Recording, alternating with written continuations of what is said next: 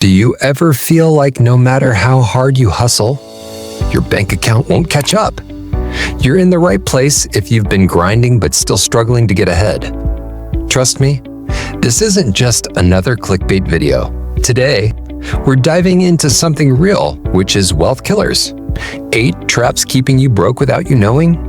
Welcome to Luxo-Life, where life is a luxury. These are the 8 traps that are quietly draining your bank account without you even realizing it. And yeah, some of these might surprise you because they feel like the right moves. But don't worry, you're not alone. These sneaky habits catch up with the best of us. So if you're tired of spinning your wheels and watching your money vanish, stick around. Spotting just one of these could be the turning point for your finances. Ready to break free? Let's get started. Let's take a closer look at choice hash 1, IUL versus 401. This one tends to be a real sticking point for a lot of people. Many insurance agents push IULs, short for Indexed Universal Life Insurance policies, as a safer option compared to a 401 or even a Roth IRA. But this approach can be misleading, and it's important to understand why. A major selling point is that IULs offer access to funds whenever needed. While this is technically true, there's a catch. When someone pays into an IUL, they're essentially prepaying the cost of maintaining the insurance. After some time, access to those funds becomes possible, but not right away. So, while it's not locked up like certain retirement accounts, it's not quite as liquid as it's made out to be. Another big promise is protection from market volatility. No major losses when the stock market takes a dive, which sounds appealing. But what's often left out of this pitch is that these policies also limit potential gains. This happens because of market caps. Most IULs come with a cap on returns, typically around 912%. So, if the stock market has a stellar year and gains 35%, the policyholder is still only seeing that 912% return. And where does the rest of that growth go? Right back into the insurance company's pocket. So, while these policies might provide a cushion against market downturns, they also prevent full participation in the gains. Those flashy features? They're more about clever marketing than real benefits. Anyone considering an IUL should be sure they understand the fine print. On the surface, it might seem like a great alternative, but digging deeper often reveals that it's not always the best choice. The second choice is Netflix versus reading. This choice is all about opting for Netflix over reading a book. And honestly, it's not just about Netflix. It could be TikTok, YouTube, or any other form of endless scrolling or binge watching. The real question is, how much time is being wasted zoning out with content that doesn't contribute to personal growth? Let's focus on Netflix as an example. On average, people spend over 3.2 hours a day streaming Netflix. That adds up to more than 1,000 hours per year. Now, compare that with reading. The average person spends just 16 minutes a day with a book, totaling around 97 hours a year, barely reaching the 100-hour mark. This difference is significant, and it's not just about time. It's about the impact. Numerous studies show that reading can boost cognitive function and critical thinking skills. It's the kind of investment that pays off in personal and professional development, helping individuals think more deeply, make better decisions, and even communicate more effectively. The third choice is a new BMW versus a used car. This choice comes down to picking a brand new BMW over a used car, like a Honda, or really any reliable pre-owned vehicle. Right now, in the US, the average payment for a new car is around $735 per month. Think about that. $735 every month going into a vehicle that starts losing its value the moment it's driven off the lot. A new car typically depreciates about 20% in the first year alone. Now, sure, having a car is essential. Everyone needs to get to work or run errands. But does it have to be a brand new luxury SUV with a hefty payment just to make that commute? The truth is, it doesn't. A reliable used car can do the same job without putting such a big dent in the wallet. And here's the kicker: $735 is just the average. There are plenty of people out there shelling out $1,200 to even $2,000 a month on car payments for a car. Imagine if that money was invested instead, even in a modest stock portfolio earning around 10% annually. The long-term difference would be staggering, potentially turning into a significant amount of wealth over time. The fourth choice is whole life insurance versus term. This is all about picking whole life insurance over term life insurance over term life insurance.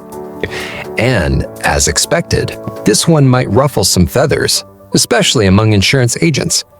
But the reality is that in many situations, whole life insurance just doesn't make sense and can be a real drain on finances.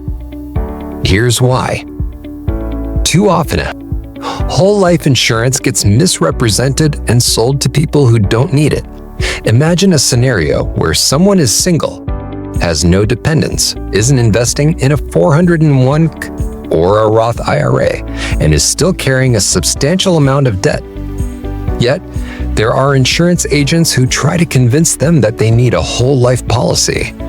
In these cases, it's not just unnecessary, it's financially irresponsible. These individuals may not even be ready for term insurance, let alone a much more expensive whole life policy. Whole life insurance typically costs about 10 to 12 times more than a term life policy. That's a massive price difference for coverage that, in many cases, isn't truly needed. Paying that kind of premium when other basic financial goals aren't met, like building an emergency fund or investing for retirement, can be a serious drain on someone's wallet. At the end of the day, opting for whole life insurance when term would suffice is a surefire way to stay broke. It's a classic case of paying more for something that offers a lot less in terms of immediate benefits. For most people, term insurance is a better, more affordable choice until their financial foundation is solid. The fifth choice is DoorDash versus cooking at home. This centers on choosing the convenience of DoorDash over cooking at home. This one hits home for a lot of families, especially in today's fast-paced world where it's so much easier to just order in. And it's no different for the Rose family, who have 4 kids and a busy schedule. But they've learned that convenience comes with a price, quite literally. Ordering a meal through DoorDash might seem like a time saver, but the extra charges add up fast. For instance, a cheeseburger at a restaurant might cost a certain amount, but ordering that same burger through a delivery app adds an extra $1 or $2 right off the bat. And that's just the start. There's the delivery fee, service charges, and often a tip to consider. All of these turn a simple meal into a much pricier indulgence. Recently, the youngest in the Rose family had a craving for his favorite mac and cheese and chocolate chip cookies from a local spot. He even planned to spend his own money on it. But when they added the order to the DoorDash app, they discovered that just 2 mac and cheese and 2 cookies came to $22, not including the tip. If they had bought the same items directly from the restaurant, it would have been less than $10. That's more than double the cost, just for the convenience of delivery. And this isn't just a one-time thing. When you compare the prices for almost any restaurant, the pattern holds. The difference may not seem like much for a single order, but over time, those extra costs can add up, making it much harder to save money. So, while delivery apps might make life a little easier, the price of that convenience can seriously eat away at a budget. The sixth choice is day trading versus dividend stocks. This is about going for the thrill of day trading instead of investing in reliable dividend stocks. It's easy to see the appeal. Day trading is fast-paced, exciting, and promises the chance to make a quick buck. The idea of finding the next big tech stock, like Tesla or Amazon, and watching it skyrocket in just a few weeks sounds like the dream. But here's the reality check. While it's true that some people do make money day trading, the statistics tell a different story. Around 90% of day traders end up losing money. Yes, there are successful day traders out there, but most of them are professionals. People who do this as a full-time job, not just as a hobby. They're not the ones sneaking a quick trade on their Robinhood app during lunch, hoping to make a few $1,000s before heading back to work. For the average person, day trading is much more likely to be a money pit than a gold mine. On the other hand, dividend stocks might seem boring, but they offer something day trading often doesn't: stability. Blue chip stocks that pay consistent dividends of 24% can provide steady income over time, all while benefiting from the potential growth of well-established companies. It might not be as glamorous, but it's a reliable way to build wealth slowly and surely. It's like planting a tree that keeps growing and producing fruit year after year, after year, after year, versus trying to win a jackpot every time you make a trade. The seventh choice is mortgage versus rent.